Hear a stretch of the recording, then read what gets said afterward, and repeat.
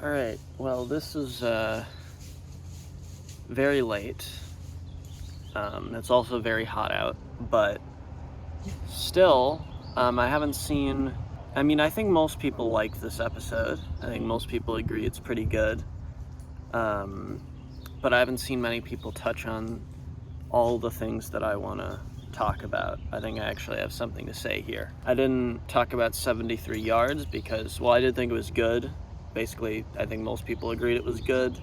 Um, or just didn't really get it, which is kind of the camp I fell into. I don't know. I just didn't like. I felt like there was like the characterization, then there was like the mystery, then there was like the political kind of like themes, and I didn't feel like any of them. I don't really get what the point of that episode was.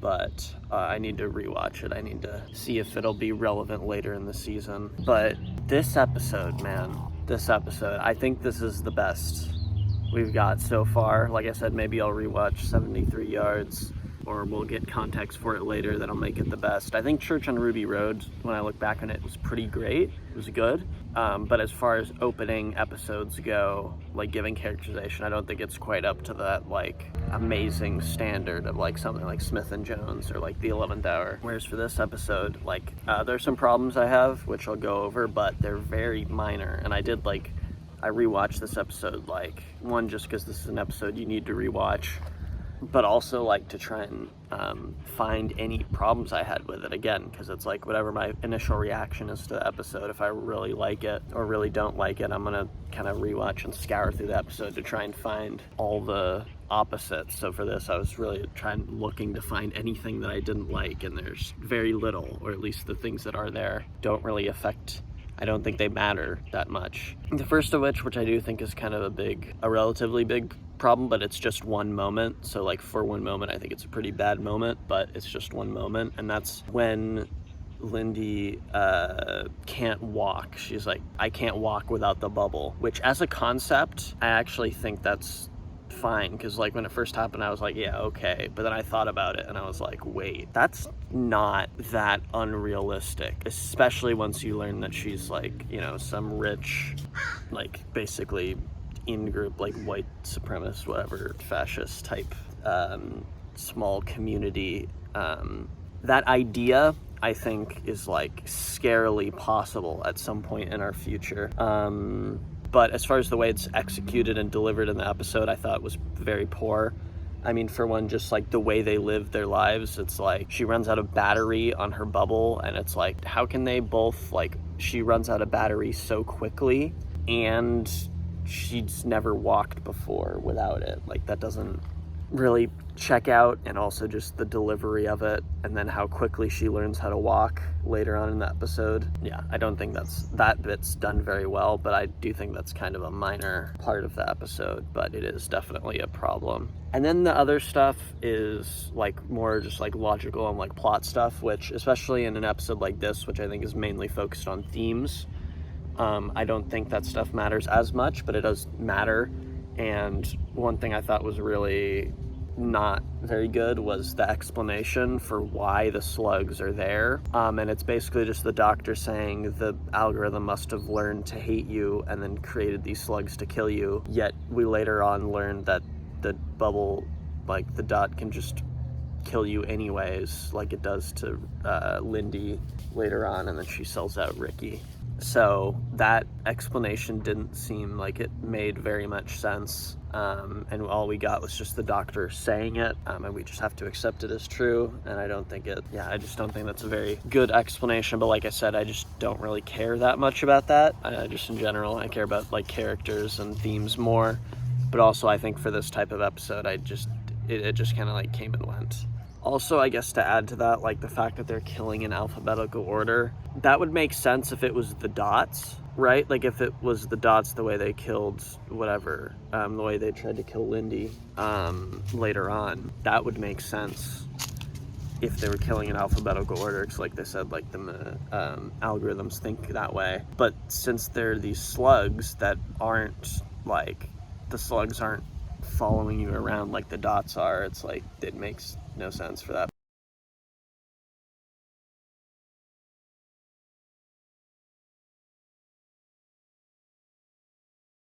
But again, definitely something I'd say is a flaw, just a minor one.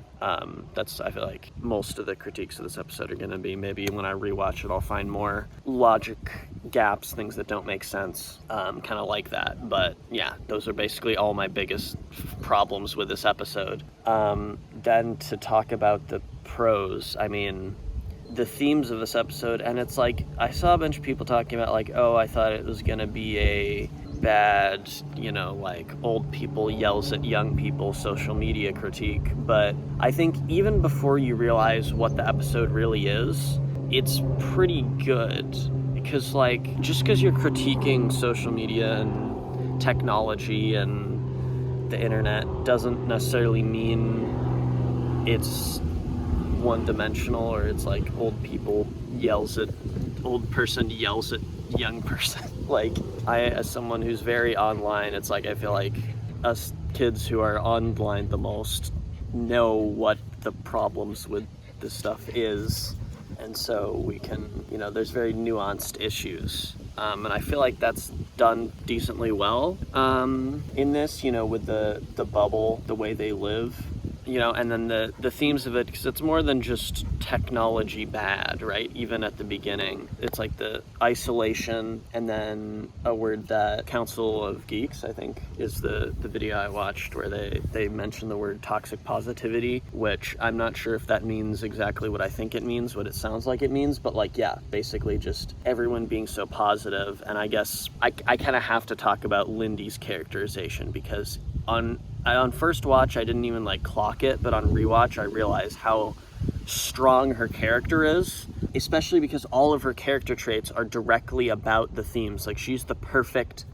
example. That's why we're following her. She's our main character, because she's the perfect example of all the things that can go wrong. The worst type of person that this type of isolated white supremacist, hyper online type society can breed is Lindy. Some of the more minor things is just how opposed she is to like any type of inconvenience or just being uncomfortable, right? The first time I think Gothic Paul shows up and he's like, people are disappearing, she's literally like, you're no fun, and then switches him off, right?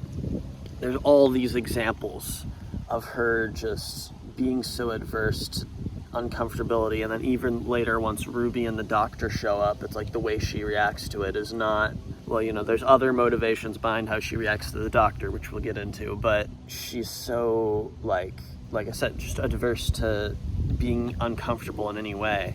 That's a very real thing with the way social media algorithms work, the way our people kind of, I think, instinctually are, but something that's being preyed upon and multiplied by social media. What would exaggerated?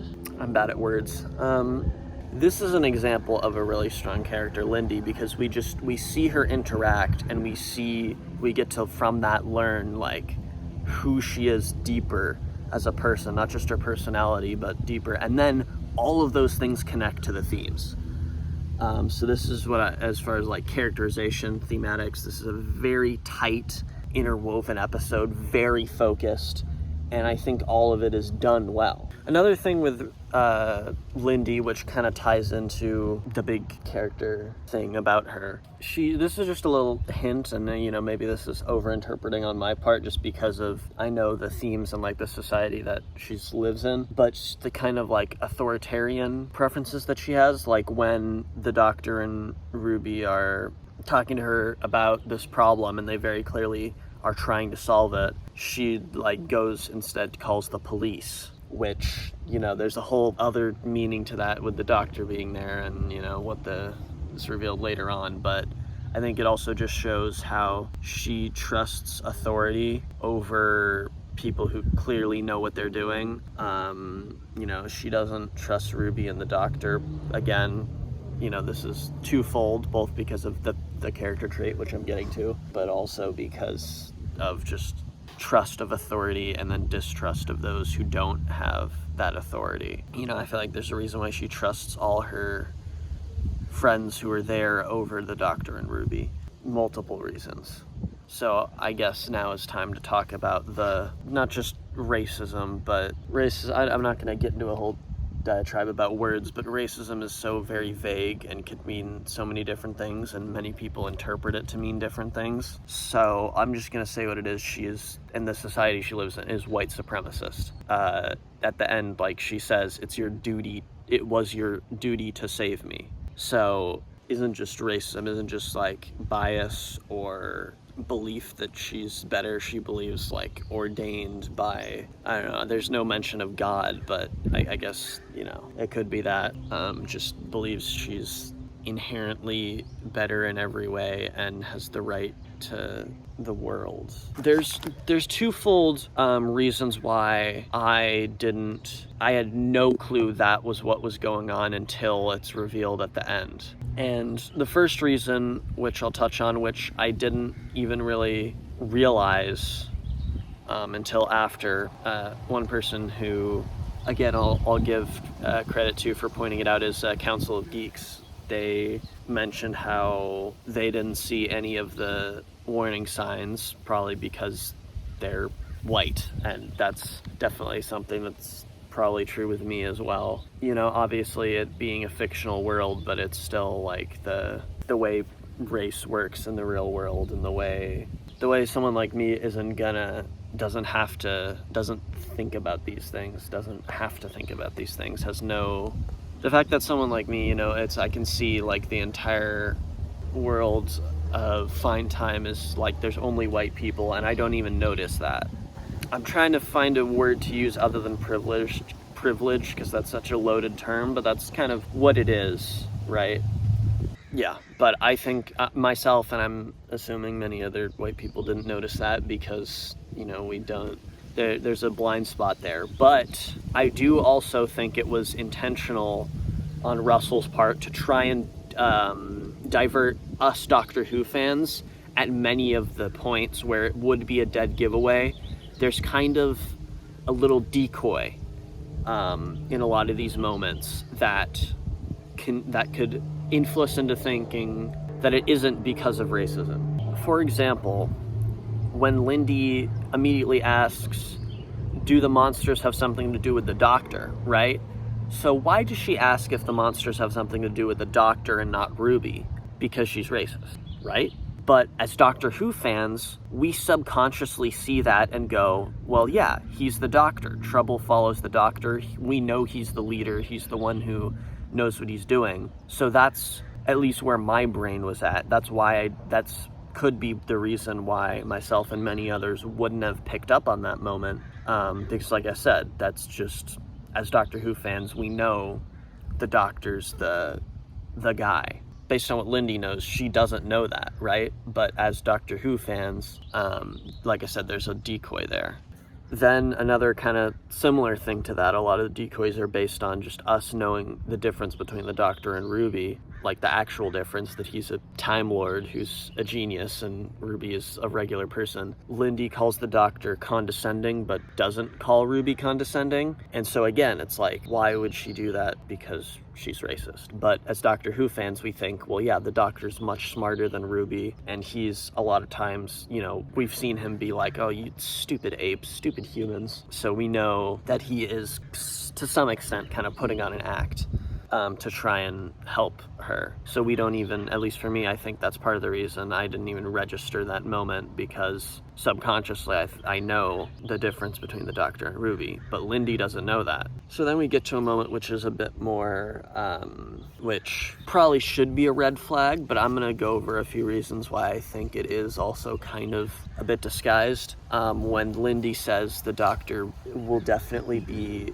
disciplined, right? So now we know exactly what she's saying and what that means. But in the moment, because by that point in the episode, we know Lindy is very childlike and she's like spoiled kids, basically. So that's why when she says the word discipline to me, it's like, I think that's just because she doesn't know, she doesn't have a concept, or at least she isn't used to like laws and like facing consequences in the typical way. She's used to facing problems from her parents because she just has they have so much freedom because they're rich. And then again, why does she say that for the Doctor, not Ruby? Again, as Doctor Who fans, we know the Doctor's the one leading the show and running everything, so that's part of the reason why you might not even clock why she's doing it to the Doctor and not Ruby, because it's like, yeah, of course, we get it, but she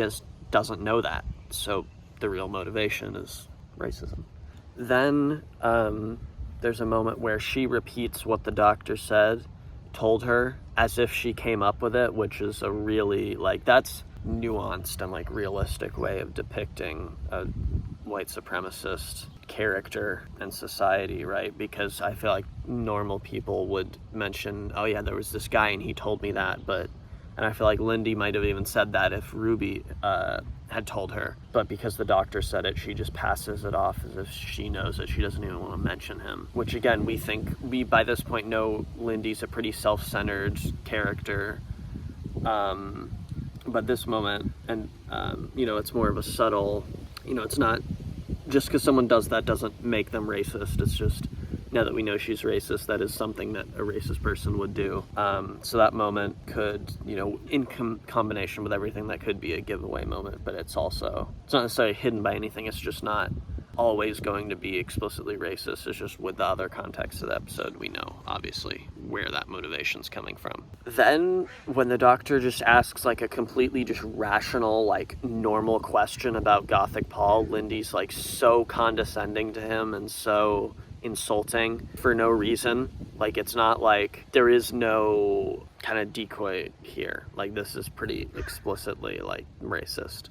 It's just by this point in the episode, it's like, I don't know, I just didn't notice it. Again, maybe because I'm extremely white, but I feel like by this point there's been enough, like, decoys that maybe you're not thinking about that. Like I said, I think the reason why a lot of people don't realize until the end and why it is a reveal is twofold, or at least for me, why I didn't realize is twofold. Yeah, so that's the main thing I have to talk about, is because Lindy's, like, our main character, and she's such a really well-written character. Again, I didn't mention about her character, the self-preservation. She's so self-centered.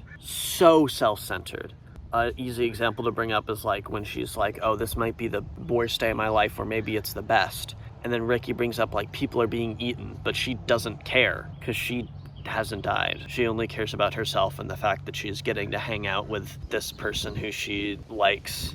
And then obviously, so, like, the decision at the end when she sacrifices Ricky, for me, again, it's like I was kind of surprised, but I wasn't. Like, I was surprised because it's happening in a Doctor Who episode. Just, that's not something I expect to see in a TV show or in a film, but it felt right. And when you look back, it's like, obviously. Of course, like, the conflict being, like, adverse to being uncomfortable also ties into her being self-centered. But then, like, when Ricky brings up how much old people has to work, she immediately brings up how the reasons why she finds her work difficult. So she can't even, like, consider other people's perspectives. Like, she has to be focused on herself. And yeah, just when, once she saves herself over Ricky, it's like, you see, she doesn't care about other people. But then the depth of this is because of the society she's in that's so isolated. Like, she only knows people through the screen, talks to them that way, and the way they talk is very shallow, very surface level, and, like I said, avoiding uncomfortable topics or disagreement or avoiding any type of discomfort. So she doesn't have a close connection with anyone. Like, when she mentioned she has never hugged anyone, she never is physically present with other people, which is a difference, Like, I talked about the, old people yelling at young people, but I think it's hard for me to put it into words. I don't know if I can describe it. I probably can. I just need to think about it a second. It's not the most relevant thing to this, but there is a difference between being physically in person with someone and talking to them over video. I think the difference is smaller than some people might think, but there is a very clear difference. So yeah, her being so self-centered is, like, we don't know if every other character is like this. Obviously Ricky isn't, but Ricky's kind of like another negative that I'll bring up is I don't particularly like how perfect Ricky is, right? Ricky isn't condescending to the Doctor. Ricky treats him like a normal person, but he also lives in this white supremacist society. So would he have gone with the Doctor at the end? We don't know. Does he actually respect the Doctor as an equal? We don't know. Ricky is, for his society, a very normal guy, much closer to someone in our world. Lindy's super self-centered. The society Lindy's in makes her all the things that she is. You can see how her society shaped her, but also, because Ricky isn't like that, so you can see that people become the way they are both because of outside influences and because of who they are inside and the choices they make, right? There's nuanced. You have individuality and freedom, but you also are very influential and able to be influenced by your society.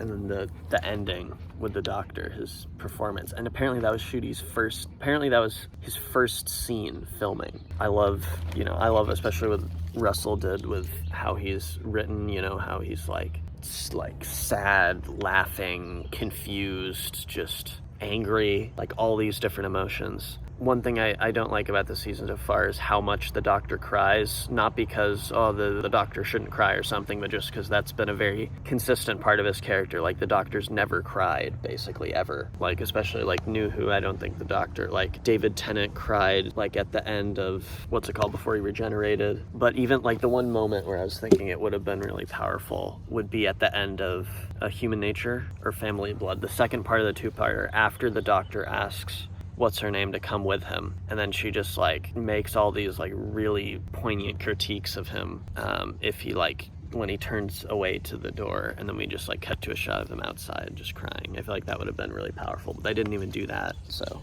I don't like the Doctor crying so much, because I feel like it's kind of out of character, and I feel like you need an arc to change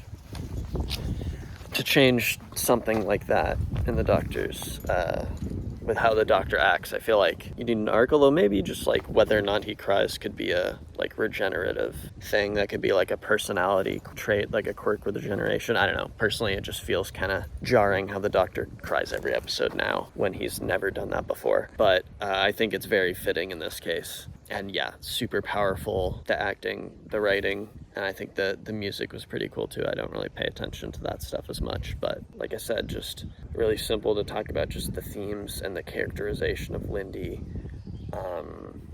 Really powerful and very poignant and relevant to our current day society with social media and how echo chambers work, because this is basically an echo chamber, the place they're living in. And that's how we talk about how polarized, I guess I'll say, America is, because that's kind of what I know.